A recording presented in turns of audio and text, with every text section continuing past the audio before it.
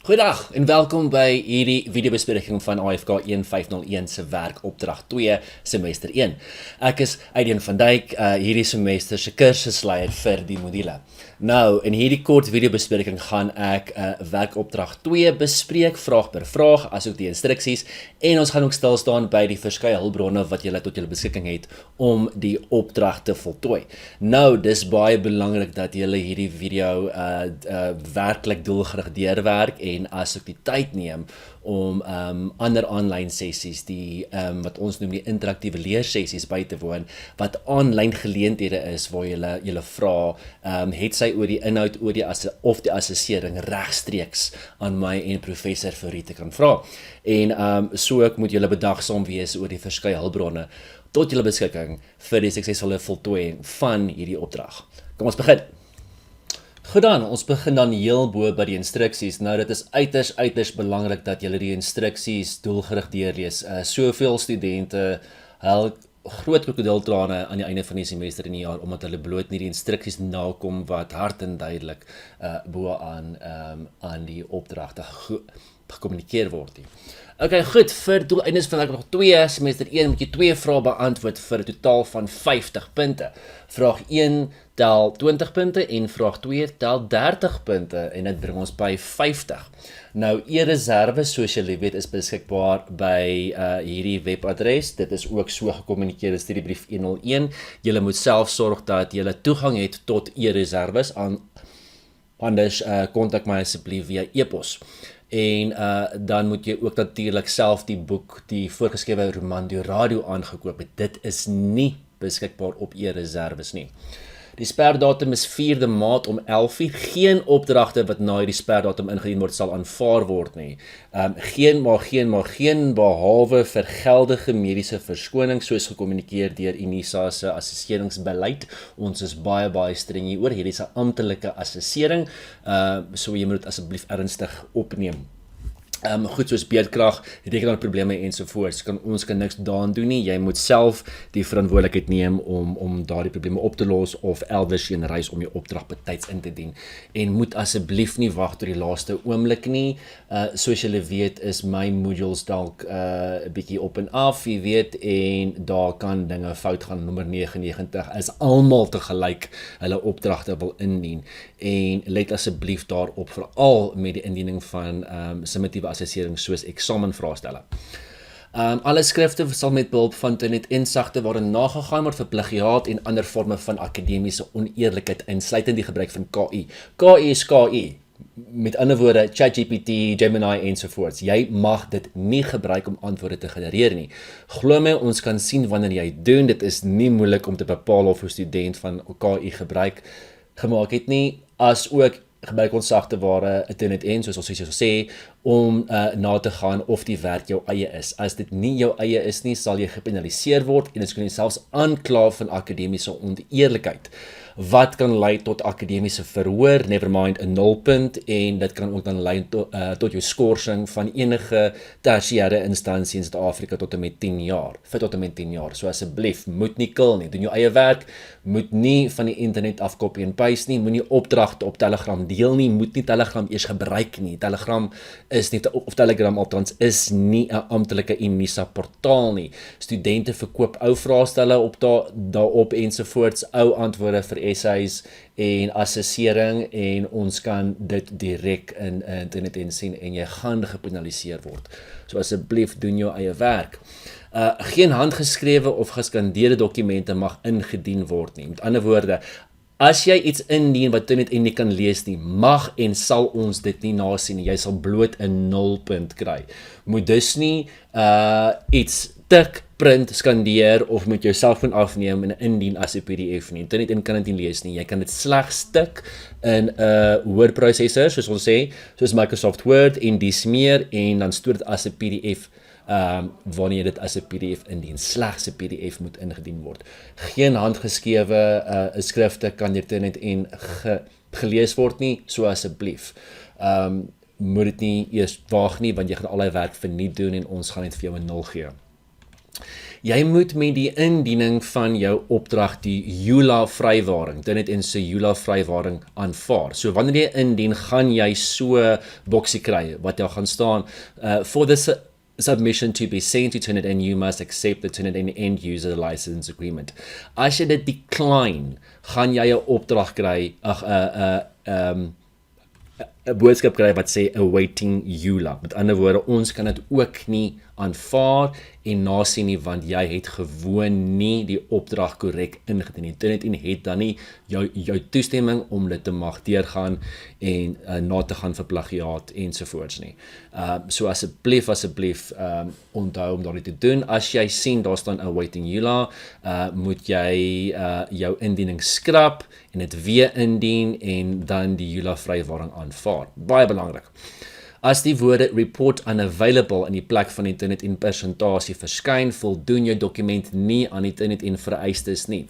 Raadpleeg asseblief die Turnitin dokument ten einde te verseker dat dit wel doen. Skrap jou ingediende opdrag in hierdie geval en herhaal die indieningsproses. En ons gaan nou vinnig na die Turnitin kyk. En moet ook nie vra vanuit die opdrag kopie en dan in jou antwoordstel paste nie. Die rede hiervoor is dat Turnitin dit optel en dit lyk dan soos plagiaat of potensiële plagiaat en dus gaan jou plagiaattelling of jou, ek wil sê, jou persentasie hoog wees. En ons gaan jou met 5% penaliseer.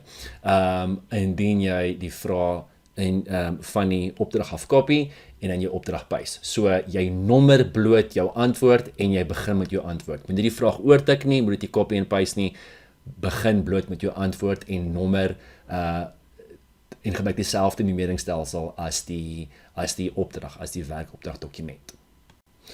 Ons gaan voort. Wanneer jy afrol op jy werkopdrag sien dan instruksies vir hoe om die opdrag in te dien. Jy kan hierdie self deurgaan, volg asseblief dit puntsgewys en maak seker dat jou opdrag wel ingedien is teen die einde. Daar moet staan submitted for grading en natuurlik soos jy weet, mag dit net 'n PDF wees. Turnitin kan nie 'n Word dokument doelgerig deurgaan nie of effektief genoeg deurgaan nie. Dit moet as 'n PDF gestoor word. So jy tik jou opdrag op Microsoft Word en jy sê save as en jy verander bloot die file format na PDF. As jy nie weet hoe nie, Google dit gewoon of YouTube dit en kry vir jou 'n tutorial video van hoe om dit te doen.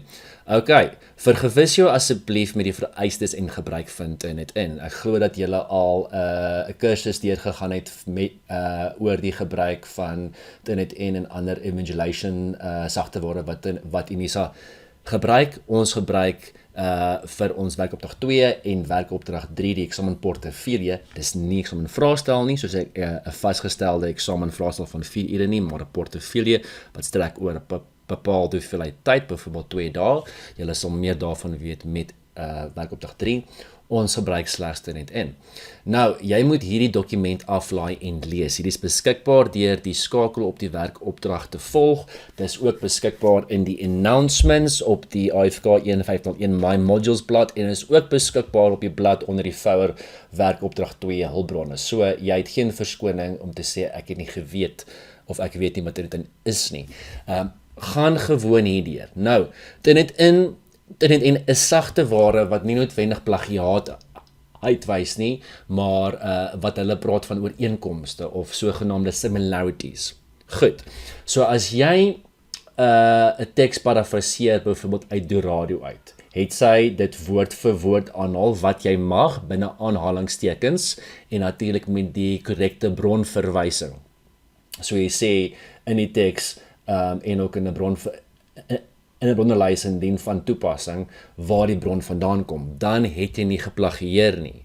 Maar as jy woorde direk uit 'n ander bron, enige aanlyn bron, enige ander boek, enige essay, enigiets wat jy kry wat jy as 'n eksterne of 'n sekondêre hulpmiddelbron gebruik, is plagiaat. Turnitin gaan dit vir ons aandui.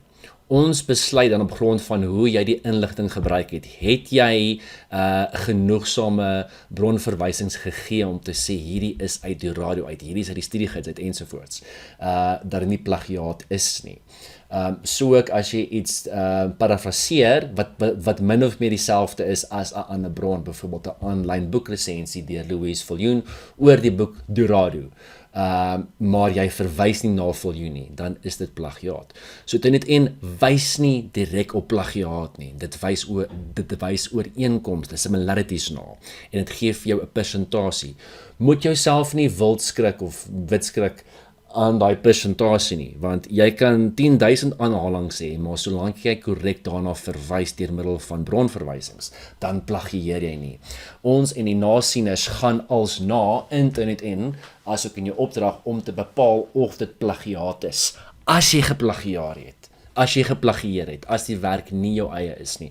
As ons sien jy het 'n vorige jaar se assessering gebruik wat altyd verkeerd is. Jy mag nooit 'n vorige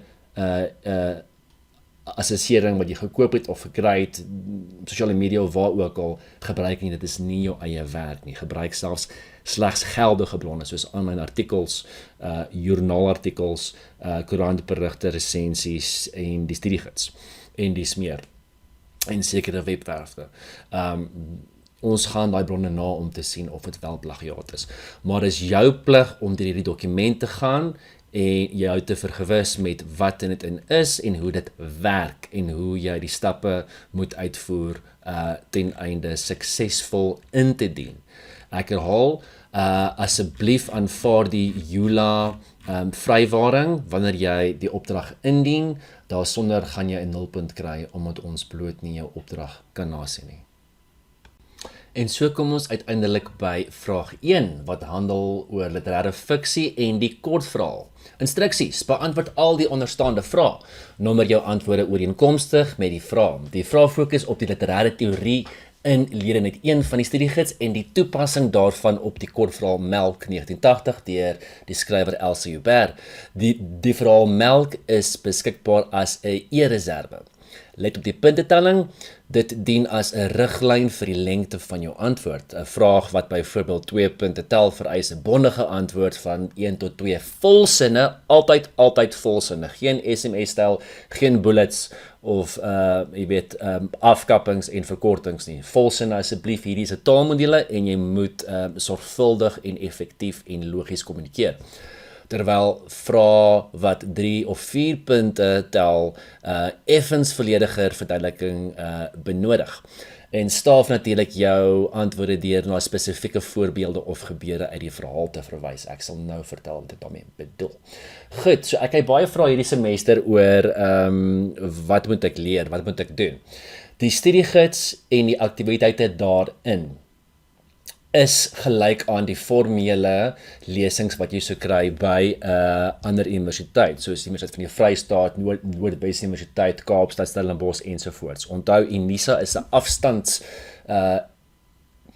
universiteit wat beteken selfstudie is skoning. Ons is hier om jou te help met die inhoud, die werk, die assessering, maar jy moet self deur die inhoud van die module werk. Die studiegids is gelyk aan die lesing, so ook die aktiwiteite.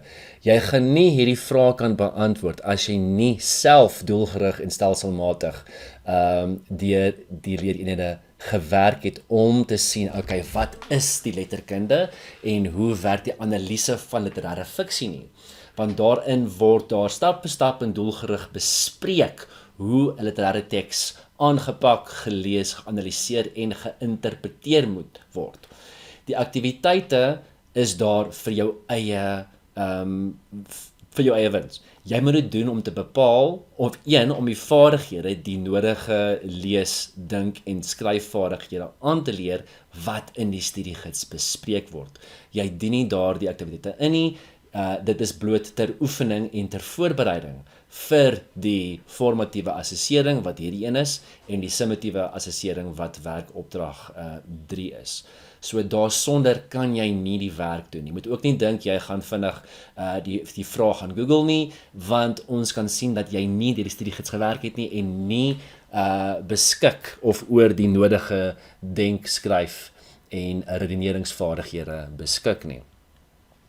Wanneer daar staan, staaf jou antwoorde deur na spesifieke voorbeelde of gebeure uit die verhaal te wys. Jy weet klaar, jy moet na die kortverhaal Melk kyk van Elsie Huppert, so jy gaan na e-reserves, jy trek Melk af en jy lees dit deur en lees dit deur en lees dit deur, tot jy die storie verstaan.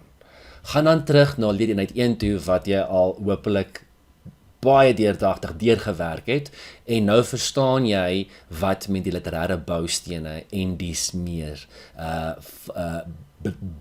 bedoel word. Dan gaan analiseer jy die verhaal Melk deur Elsie Huppert aan die hand van die literêre elemente wat in leereenheid 1 bespreek word. Sodoende het jy analise van die verhaal gedoen, want hierdie vraag, die vraag wat volg, is gebaseer 1 op analitiese leesvaardighede van die verhaal, as ook interpretasie van die verhaal, wat eers kan plaasvind na die verhaal deeglik aan die hand van die literêre boustene of elemente geanalyseer is.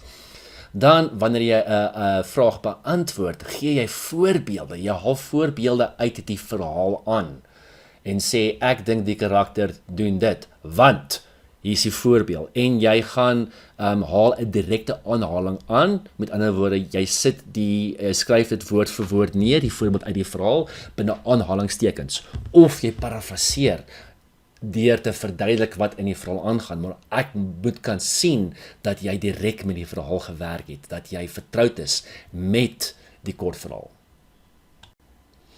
Vraag 1.1, plotstruktuur vir 'n totaal van 5 punte, 1.1a en 1.1b vir 'n totaal van 5 punte. Jy sal bloot weet wat met plotstruktuur bedoel word as jy doelgerig deur leereenheid 1 gewerk het. En vraag 1.1a lei: die studiegids na aanleiding van Vonnegut en ander onderskei tussen verskillende plotstrukture, byvoorbeeld Man in die gat, Icarus ensovoorts. Watter emosionele lyn of plotstruktuur, dis dieselfde, hierdie is synoniem. 'n plotstruktuur beteken ook emosionele lyn van die storie. Volg die kortverhaal Melk. Vraagteken. Aan die woorde, hierdie is 1 punt van die 3. Watter emosionele lyn of plotstruktuur volg die kortverhaal Melk? So jy moet vertroud wees met die teorie wat bespreek is in leereenheid 1. Jy moes die verhaal gaan analiseer het aan die hand van die struktuur van die kortverhaal. Hoe word die kortverhaal opgebou? Daar is 'n baie deeglike lesing op die My Modules blad onder die werkopdrag 2 hulpbronvouer, waarin ek 'n video gemaak het en jou stap vir stap deur die analise van 'n kortverhaal neem. Dit is 'n lang old school literêre lesing of letterkundige lesing. Gaan dit deur om jouself 'n bietjie meer agtergrond te gee oor hoe bepaal ek of hoe identifiseer ek wat bepaalde verhaal se plotstruktuur of emosionele lyn is. So jy moet gaan sê Melk is 'n X. Daar is, ek dink, 7 voorbeelde van verskillende storielyne, want so en so en so. Jy kan dit slegs doen as jy die verhaal volgens die literêre boustene gaan analiseer het. Dan beantwoord jy, begin die verhaal op 'n hoogtepunt of 'n laagtepunt?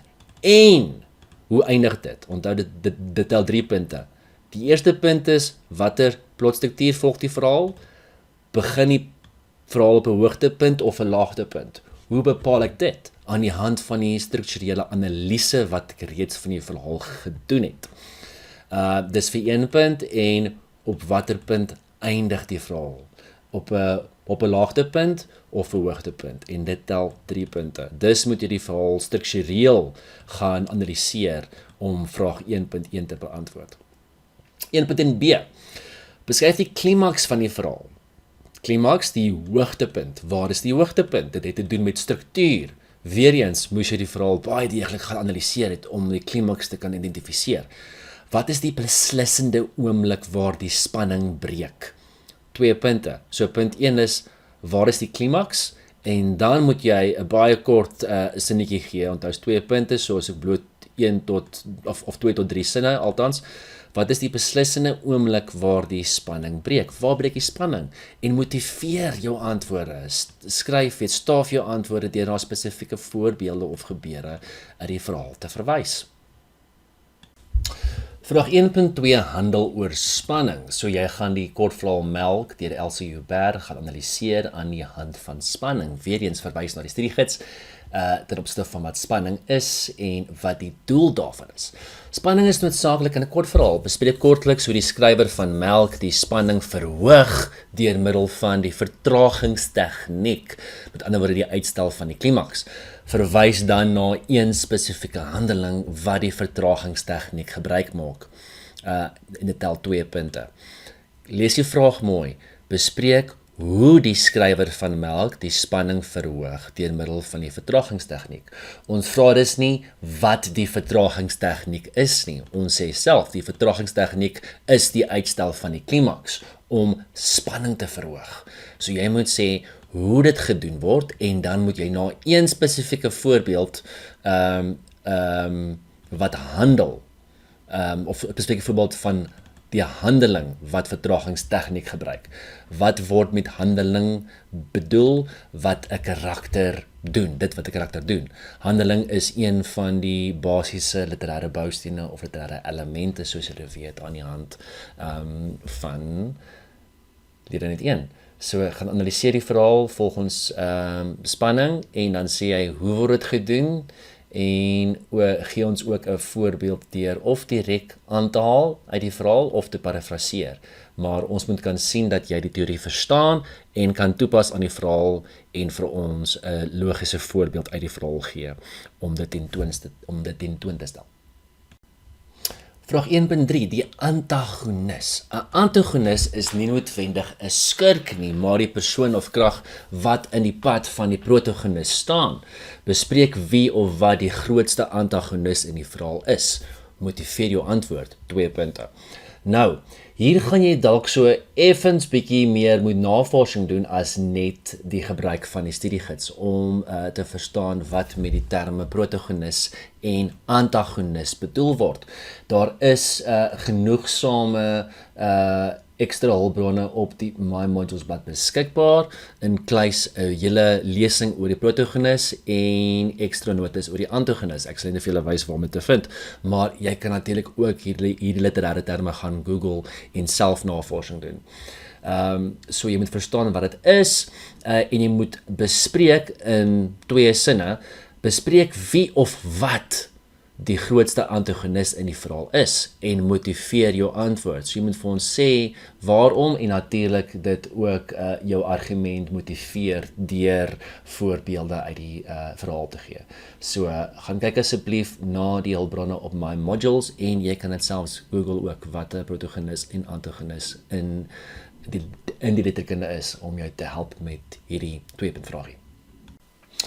Vraag 1.4 gaan handel oor ruimte. Volgens lede net 1 is ruimte nie net agtergrond nie, maar kan dit bydra tot die betekenis van die verhaal. Weereens, jy moes deurdagtig deur die lede net gewerk het om te verstaan wat hiermee bedoel. Ruimte is dus nie net vir die fisiese plek waar die verhaal afspeel nie, maar dit kan ook bydra tot die simboliese en letterlike betekenis van die verhaal.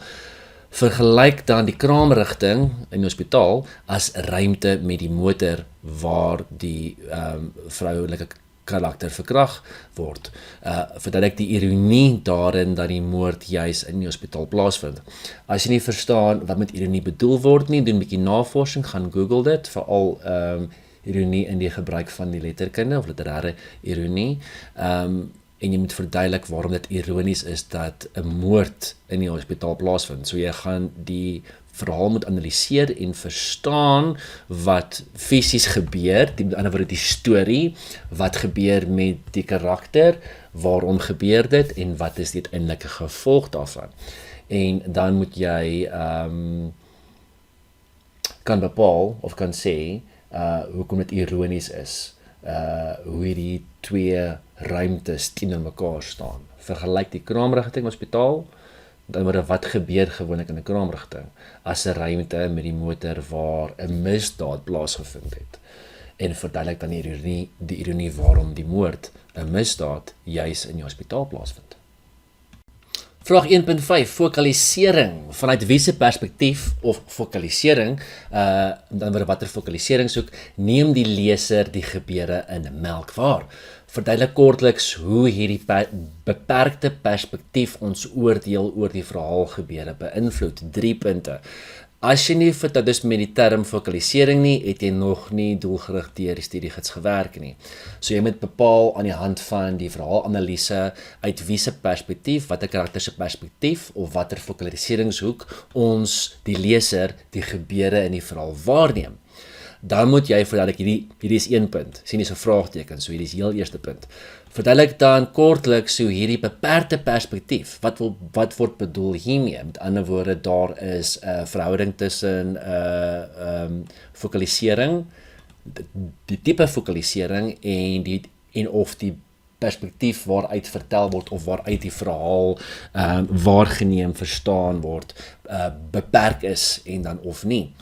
So jy moet sê, hoekom hierdie beperkte perspektief, ons sê dis klaar vir jou, die perspektief is beperk, die vraag maak dit is duidelik, hoe ons dit ons oordeel oor die verhaal gebeure beïnvloed. So hierdie is 'n analitiese vraag, wat dan ook oorgang na die interpretasie van, wat is die implikasies van die gebruik van hierdie bepaalde perspektief, die bepaalde fokalisering wat in die verhaal gebruik word. Dus moet jy baie fyn lees en vertrou bes met die teorie in studiegids 1 en die verhaal dan volgens fokalisering gaan analiseer en dan moet die verhaal op grond van jou analise gaan interpreteer word om te argumenteer, baie kort, in 'n sin of 2, hoe hierdie beperkte perspektief ons oordeel oor die verhaal gebeure beïnvloed. Vraag 1.6 handel oor motief. 'n Leimotief is 'n element wat herhalend voorkom en simboliese waarde het. Bespreek kortliks die funksie van melk as motief. Waarna verwys dit letterlik en wat suggereer dit figuurlik in terme van menslikheid? So gaan terug na die teorie om te verstaan wat 'n leimotief is, gaan lees die besprekings daarvan, wat is die funksie van 'n leimotief, hoekom gebruik ons dit in die letterkunde of waarom word dit aangetref in die letterkunde. Bespreek dan kortliks die funksie van melk as 'n motief, letterlik melk. Met ander woorde, waarna verwys dit letterlik? Dis 1 punt, wat suggereer dit figuurlik in terme van menslikheid? Okay, so gaan lees mooi, hierdie is weer 'n vraagie wat interpretasie benodig na aanleiding van die analise wat jy reeds oor die verhaal gedoen het. En natuurlik vir die 3de punt moet jy 'n logiese voorbeeld uit die verhaal gee om jou vraag te motiveer, om jou antwoord te motiveer. En ten laaste die subvraagie 1.7 wat handel oor tema as die laaste subvraag onder 1. Vraag 1. Formuleer 'n tema, ook genoem 'n grondmotief, van die verhaal in 1 volsin. Motiveer jou antwoord deur kortliks na die slot van die verhaal te verwys. So jy moet aan die hand van leerheid 1 verstaan wat 'n tema of 'n grondmotief is. Let wel, tema is nie 'n lessie wat die leser moet leer, soos baie van julle op skool geleer het, en dit is bloot absoluut verkeerd. 'n tema is nie 'n lessie wat geleer moet word, nie veral nie met toepassing op literêre fiksie of letterkunde nie. So formuleer 'n tema, ek sê 'n tema, want daar kan meer as net 1 tema wees. Ons soek 1 tema by jou. Van die verhaal in 1 volsin, en motiveer jou antwoord deur kortliks na die slot van die verhaal te wys. So spesifiek die slot. Gaan verstaan die slotgegewe van die verhaal en bepaal dan aan die hand van jou analise van die verhaal en ook jou interpretasie wat jy tot dusver gedoen het. wat 'n geldige tema is ten aanleiding of tot aanleiding van die slot. Daar's ook 'n rede hoekom tema die laaste vraag is, want tema kan slegs bepaal word as die laaste stap van jou analise. Jy kan nie in die begin sê die tema van die verhaal, gedig, drama, fliek ensovoorts is X, Y en Z nie. Jy moet eers jy moet die verhaal of teks eers aan die hand van alle literêre elemente gaan analiseer en daarvolgens gaan interpreteer ten einde geldige temas te kan identifiseer, wat jy dan kan motiveer deur voorbeelde in die verhaal te verwys en ons so spesifiek 'n bespreking in een sin na aanleiding van die verhaalslot. En dit is dan vraag 1. En so kom ons by vraag 2 wat handel oor literêre fiksie en die roman Dorado deur Tom Dreyer. Nou, jy weet dat jy net een voorgeskrewe leesboek vir hierdie module het en dit is die Dorado deur Tom Dreyer. Jy moes dit self aangekoop het. Die Engelse weergawe word nie aanvaar nie. Jy kan dus nie die Engelse vertaling koop en dit lees en Engelse antwoorde gee nie. So kan jy geen antwoorde in enige assessering in die module in Engels skryf nie, jy gaan bloot nie die punte daarvoor kry nie. Moet ook asseblief nie e-boeke wat onwettig aanlyn versprei word aanvaar nie. Baie van daai boeke is verkeerd. Glo my dat die PDF weergawe wat onwettig op Telegram versprei word foutief is. Daar is letterlike feitefoute in daardie boek. So asseblief koop die boek self, het sy in sagte band en jy kan dit ook op Google Play Books of Amazon as 'n e-boek koop. Dit is ook voldoende want dit is 'n wettige en die amptelike boekweergawe. Goed, instruksies, bestudeer die onderstaande uittreksels en beantwoord die vraag wat daarop volg. Jou antwoord by elke vraag moet in die vorm van 'n logiese argumentatiewe paragraaf, let wel, van 80 tot 120 woorde aangebied word. Let daarop dat taalgebruik en die nakoming van die woordtelling by die puntetoekenning in berekening gebring sal word en beantwoord al die vrae. Okay, so elke vraag wat hierna volg moet in die vorm van 'n logiese argumentatiewe paragraaf aangebied word. Met ander woorde, daar moet 'n logiese argument deur die paragraaf loop. Ons verwag dus dat jy nie jou eerste draft of jou eerste konsep, jou eerste weergawe van jou antwoord indien nie. Kans is baie goed dat jy daarin nie volledig of voldoende of logies genoeg gaan argumenteer nie. So asseblief beplan eers jou antwoord, skryf 'n konsepweergawe, ook genoem 'n draft 1, hersien dit, maak seker dat jy die vraag inhoudelik beantwoord. Hersien dit weer en maak seker dat jy die vraag duidelik en effektief, doelgerig en volledig beantwoord. Hersien dit weer en maak seker dat jou taalgebruik effektief en korrek en akkuraat is en dat die aanbod jou paragraaf 'n logiese argument aanbied in wat genoegsame voorbeelde uit die romanverhaal insluit om jou argument te motiveer. Okay, vraag 2.1. Gilbert de Tooy en die konsep van die ander. Oorweeg die volgende beskrywing van Gilbert se ervaring in hoofstuk 2 van Dorado. En nou is hier so 'n aanhaling uit hoofstuk 2. Hy het nie aan homself as gelukkig of ongelukkig gedink nie. Wanneer dit gevoel het asof die lewe hom verbygaan, het hy homself probeer wysmaak dat almal seker party dae so voel. En dit is op bladsy 13 van Tom Dreyer se Dorado. En die vraag lui: definieer kortliks die literêre konsep van die ander, soos bespreek in leereenheid 1 van die studiegids. Argumenteer dan of Gilbert se innerlike belewenis, soos hierbo beskryf, hom kwalifiseer as die ander. Is hy werklik anders as almal of is sy andersheid slegs in sy kop? Staaf jou antwoord met 'n voorbeeld van hoe hy later in die roman deur ander karakters, soos byvoorbeeld die dokter of Christine, as anders hanteer word. So, wat jy heel eerstens moet besef is, al gee ek vir jou 'n aanhaling wat vroeg in die romanverhaal plaasvind, kan jy net nie daarby bly nie. Dit is duidelik aan die hand van die vraag dat jy tyd moet wees met die volle romanverhaal. Jy moes dus al die hele boek gelees het om 'n argument te vorm, om te sien hoe ander karakters, soos byvoorbeeld die dokters of Christine of selfs ander karakters in die roman hom as anders hanteer.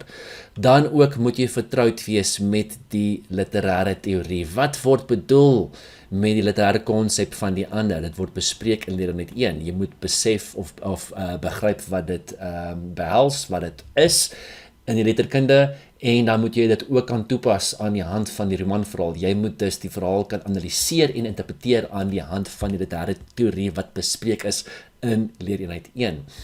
En jy sal dit slegs doelgerig kan doen as jy deeglik deur die studiegids gewerk het en die aktiwiteite voltooi het ten einde jou eie leesbegrip en denkvaardighede omtrent hierdie begrippe van die ander en later identifisering te kan toepas op ander verhale soos Tom Dreyer se Durarium.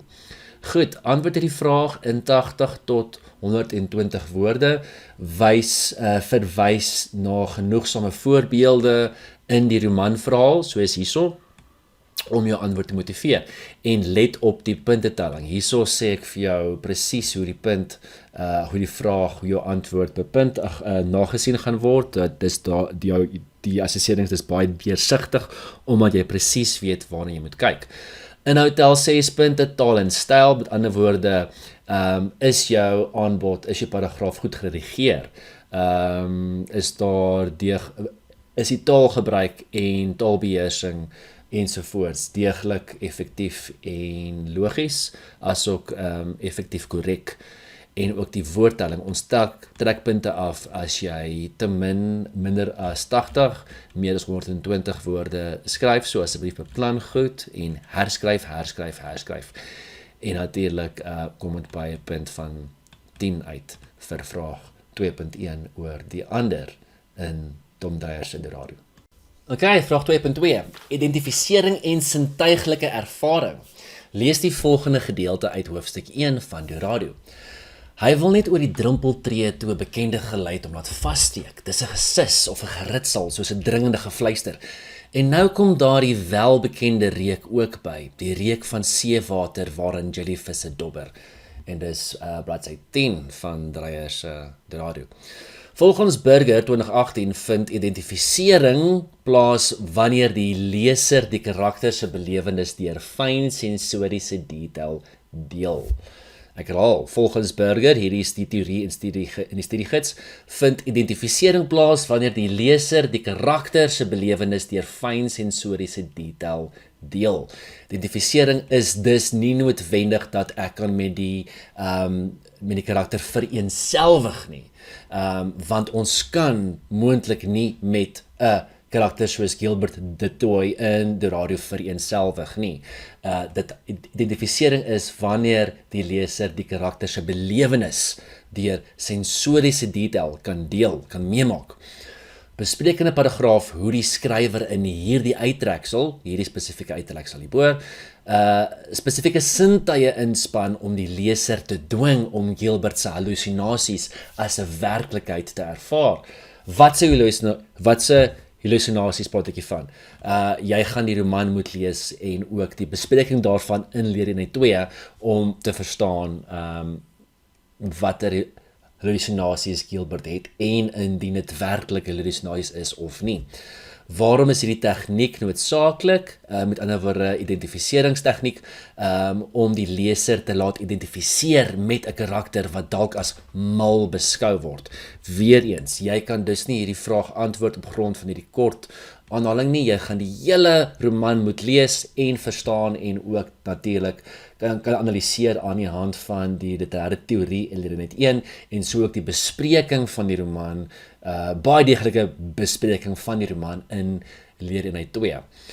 So verstaan wat Burger met identifisering bedoel en dan bespreek jy in jou paragraaf hoe die skrywer hierdie aan die hand van hierdie uittreksel die spesifieke watter spesifieke sintuie ingespan word om jou as die leser te dwing om met Gilbert se hallusinasies as 'n werklikheid, let wel werklikheid, klem hierso op, te ervaar. En waarom is hierdie tegniek noodsaaklik om die leser te laat identifiseer met 'n karakter wat dalk as mal beskou kan word? En weer eens is die vraag baie deursigtig, want ek sê vir jou presies waarna ons gaan kyk wanneer ons dit nasien. Dit is vraag 2.2. Ons gaan oor na die laaste vraag. En dan nou vraag 2.3, die laaste vraag van die werkopdrag voor ons vlugtig gaan kyk na die hulpbronne beskikbaar op die My Modules blad. Okay, vraag 2.3, magiese realisme. Jy gaan slegs weet wat hiermee bedoel word as jy al deeglik deur lede 2 van die studiegids gewerk het, wat 'n bespreking is van Dorado, inkluis 'n bespreking oor die teorie van die magiese realisme en dan ook waarom hierdie betrokke roman 'n voorbeeld is van magiese realiste of 'n magies realistiese teks. Lees die beskrywing van die visse in hoofstuk 1 van Dorado en dit is: Sover soos sy oë kan sien, klifaard belyende lywe deur die lug, laag oor sprites en gypsies en TV-antennes. Hul oë is glinster swart, hul flanke diskakerings van goud en blou eie aan alle Dorados, en is bladsy 10. Nou, magiese realisme behels die vermenging van die konkreet reële met die magiese, met die magiese of metafysie. Of metafisiese. Okay, dit is aldus die teorie wat in die studiegids bespreek word. So gaan asseblief deur dit om te verstaan wat dit is. Daar is ook 'n aanlyn lesing waarin ek die magiese realisme bespreek wat beskikbaar is op die My Modules blad. Analiseer hoe die skrywer in hierdie uittreksel die alledaagse banale werklikheid kombineer met die onmoontlike. Verduidelik dan waarom hierdie spesifieke kombinasie tipies is van die magiese realisme in Dorado. So 1, jy moet verstaan, baie deeglik verstaan wat die magiese realisme is. Wat is die elemente daarvan? Wat is die gebruik daarvan? Hoekom is dit belangrik in literêre fiksie? En jy moet dan analiseer hoe die skrywer in hierdie spesifieke uittreksel die alledaagse banale werklikheid kombineer met die onmoontlike. Onthou, magiese realisme is die vermenging van die konkreet reële, die alledaagse banale werklikheid, met die magiese of metafisiese, die onmoontlike. Verduidelik waarom hierdie spesifieke kombinasie tipies is van magiese realisme in Dorado. So om hierdie te kan beantwoord, moet jy verstaan wat die teorie behels, die magiese realisme. Jy moes ook die hele boek gelees het om te verstaan hoe hoe dit 'n voorbeeld is van magiese realisme, 'n baie goeie voorbeeld van die magiese realisme. En weer eens as jy vraag baie deursigtig, omdat ons vir jou presies aandui hoe ons jou aanbod gaan nasien. Vraag 2 tel saam 30 punte, beantwoord al 3 subvrae van vraag 2, so jy beantwoord al die vrae in die werkopdrag en dit bring ons by 'n groot totaal van 50. Nou, julle sal gesien het dat daar net vrae is oor lede 1 en 2, oor literêre fiksie en nie oor poësie of die radiodrama nie. Dit beteken nie dat dit nie belangrik is vir hierdie module nie. Ons kan moontlik meer aandag gee daaraan in die volgende assessering, as ook weer hierdie leereenhede hersien. So moet dus nie dink dat jy voorts net op literêre fiksie moet fokus nie. En nou beweeg ons aan na die hulpbronne. Goed, kom ons kyk na watter hulpbronne beskikbaar is om julle tesame met die studiegids en die roman Dorado om julle met die voltooiing van hierdie opdrag te help. Maak heel eerstens seker dat jy op die korrekte My Modules blad is, AFK 1 26 semester 1. En ons begin by announcements. Julle lyk my lees glad nie julle announcements nie. Dit is jou plig as Unisa student om self voor te bly met die nuutste verwikkelinge in die module. Alle kommunikasie vind via announcements plaas en julle behoort ook dan push notifications na julle MyLife e-pos adresse te kry. Vir alles wat ek onder announcements plaas, maar dis jou plig om gereeld na die aankondigings onder announcements te kom kyk. Dit is die enigste manier hoe ek met julle kommunikeer. Goed, soos julle weet was daar 'n welkom boodskap wat vir jou gesê het waarom te begin. Julle moes die studiegids en studiebrief 101 deurlees. Voorgeskrewe boeke, 'n leeskedule vir Dorado om teen die 15de Februarie te kon klaar wees met die roman, wat jy steeds kan aanpas. Om die roman te lees terwyl jy werk op 2 voltooi, jy kan bloot die datums aanpas en daar aanpas.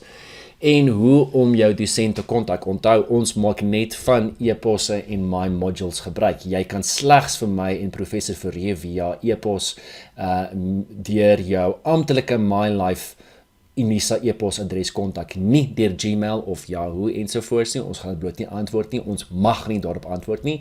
Moet ook nie boodskappe op my module stuur deur die chatfunksie nie. Stuur vir ons 'n e-pos of gebruik die kletsfunksies onder die forums om spesifieke vrae te stel oor assessering, administrasie en dies meer. Daar is 'n interaktiewe leersessie die 17de Februarie wat ek klaar geskeduleer het. Dit is 'n aanlyn sessie wat ons gereeld gaan hou, waar tydens jy vra aan jou dosente, dit is aan my of professor Fourie kan rig. Het sy oor die inhoud, die werktes of die tegniese aspekte van assessering ensovoorts. Ons eerste sessie handel oor werk opdrag 2 en vind plaas Dinsdag 17 Februarie om 5:00 tot 5:30. Dit word opgeneem, so as jy nie kan bywoon nie, die opname sal aanlyn op die modules op die My Modules blad geplaas word. Let wel, om hierdie te kan bywoon, moet jy reeds die opdrag gebestudeer het, reeds studiebrief 101 en die studiegids deeglik bestudeer het, hierdie besprekingsvideo van werkopdrag 2 reeds deeglik deurgekyk het, en ook vertroud wees met die Turnitin FIQ dokument. En hierdie online sessies, hierdie interaktiewe leersessies, is Q&A sessies, vraag en antwoord sessies. Dit is dus nie amptelike lesings nie. Jy daag op om 'n vraag aan ons te vra. As daar geen vraag is nie, dan dan eindig die sessie gewoon op die gekommunikeerde tyd en dit is oor. So jy kan dit bywoon al het jy nie 'n vraag nie om te hoor of ander studente vra het. Maar asseblief kom voorbereid met jou vrae oor werkopdrag 2. Ek sal oor 'n week vanaf nog een so sessie reël vir vrae oor werkopdrag 2. Jy het dus genoegsame tyd om regstreeks vrae aan my te rig, of jy kan my via e-pos kontak, of jy kan selfs onder die gespreksforums by werkopdrag 2 vir my vra. En ons gaan nou terug sien toe. So, kom ons gaan terug na die hoofblad. Jy weet dat jy assignment 2 gekry het, jy dien dit ook hierso in 'n PDF en ek sit asseblief week nou op, asseblief kom die instruksies na wat bo aan die opdrag gekommunikeer is. Nou, as jy wil vra aan my en aan jou medestudente oor die opdrag, dan gaan jy na werkopdragte navraag. Julle vra onder administratiewe navraag oor die assesserings, maar dit is nie waar die vraag gevra word oor assesserings nie. Daar is 'n aparte forum werkopdragte navraag. So jy klik gewoon daarso en gaan na werkopdrag 2 en vra jou vraag daarso. Ek sal dit daar beantwoord, maar jy kan ook natuurlik met jou medestudente daar kommunikeer. Jy mag wel nie vra vir antwoorde nie, natuurlik nie, want jy moet jou eie werk doen. Ons gaan terug na die hoofblad. Dan wil ek julle aandag rig veral op hierdie vouer werkopdrag 2 hulpbronne. Nou hierso is talle hulpbronne beskikbaar gestel om jou te help met die voltooiing van die werkopdrag. Heel eerstens het ons weer die Turnitin FIQ, hierdie is ook as 'n aanhegsel beskikbaar in die announcements vouer, so gaan kyk daarna, of volg gewoon die hyperskakel op die opdrag, dan sal jy by die dokument uitkom.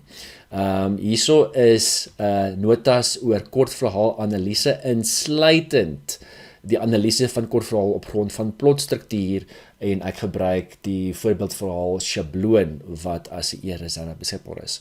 So gaan hierdeur, dit is baie handige notas saam met jou studiegids wat jou die nodige vaardighede gaan aanleer om 'n kortverhaal logies en doelgerig te analiseer.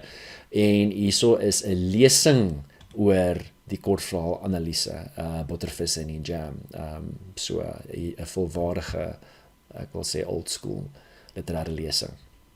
So ek is daar 'n lesing oor die protagonis en hierso is notas oor die antagonis wat 'n vraag is in werkopdrag 2. So gaan hierdie deur om te verstaan, om beter te verstaan wat die protagonis is, want jy gaan slegs verstaan wat die antagonis is as jy ten volle begryp wat die protagonis is. Dan gaan jy die notas deur van die antagonis wat ek hier vir jou uitgewerk het. En jy sal sien hierso verwys ek ook na plotstrukture wat jy gaan nodig hê om die antagonis te identifiseer. Baie handige notas. Dan is daar ook 'n literêre lesing oor die literêre teoretiese konsep van die magiese realisme wat jy in samewerking met jou studiegidsbespreking kan gebruik om net te begryp, om te verstaan wat is die magiese realisme in die letterkunde, waarom dit belangrik is en hoe kan ek dit toepas op die radio. Dit is dan dit, feit my storie is uit. Ek sien julle by die eerste interaktiewe leersessie gemik op werkopdrag 2 en woonend asseblief voorbereid by ons gesels dan. Dankie vir jou tyd, totsiens.